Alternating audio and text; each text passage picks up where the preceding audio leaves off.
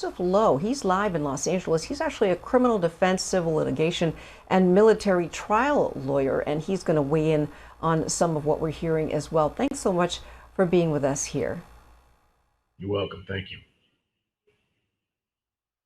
Well, let's start with what we heard earlier, the debate on whether or not the prosecution can call a forensic psychiatrist to testify about George Floyd's behavior before his death. Many people upset, saying, why are they calling into question?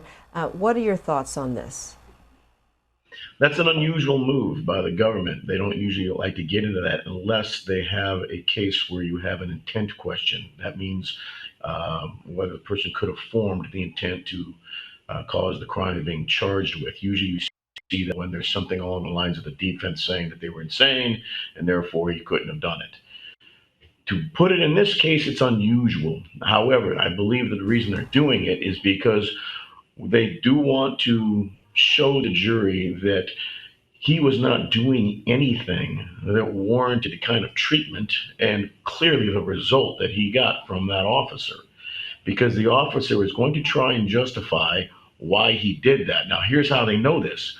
Most of the time, the prosecutors in this case are constantly defending this police officer or ones like this from these type of charges or accusations from the other side. And so they usually are the ones having the police officer get up and say, oh, the reason I had to do this and use this tactic is because I was afraid. They love that word saying, I'm afraid, because then they think it justifies everything they do afterwards. And to a lot of jurors, it does. So the prosecutors are probably anticipating that and they're trying to put a strike out there or a wall or a block to that type of explanation by the defense. Yeah, I mean, let's face it, we all saw that video. That officer didn't look afraid, nor did any of the officers around him.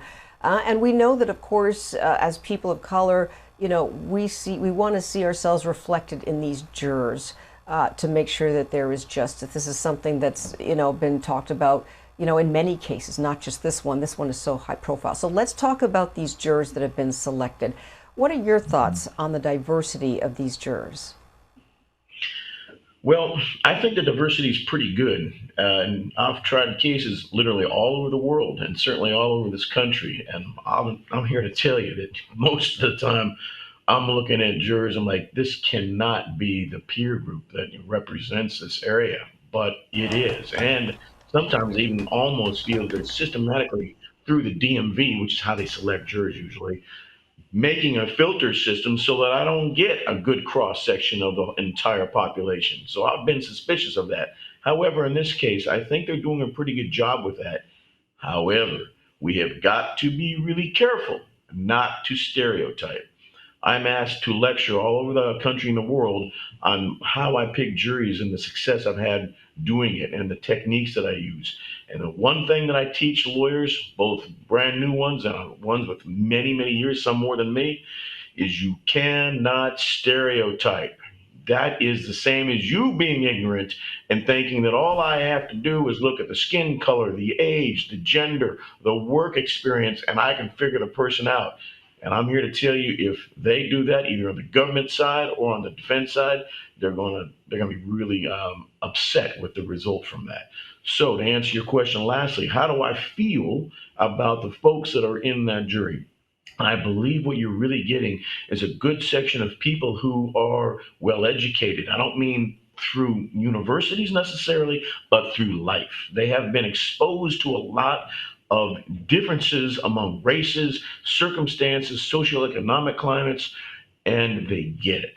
And they're also level headed. So they're smart enough to realize that they're not going to say ridiculous things that are going to allow them to get bounced off the jury really, really fast.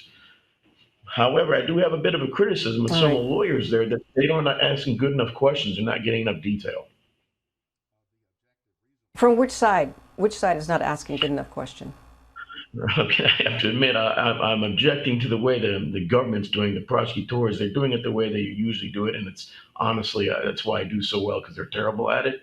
But in this case, the defense is equally bad. The questions they're asking are not probative of how they feel, their biases, their conduct in any way. They're stereotyping. Lastly, what I'll say is to have the defense lawyer make the statement to the jury and those to listen that this is not about race is, in my opinion, ridiculous. And here's why. That is his opinion. That is his belief. That may be his experience from working on the case. But the problem he is missing and can't solve is this case is about perception, not his. Those who are going to be put in the box as jurors. He ought to be asking them, how do they see this case and do they think it's about race? And if they say yes or no, why? Stop giving speeches. People don't like being told what to think.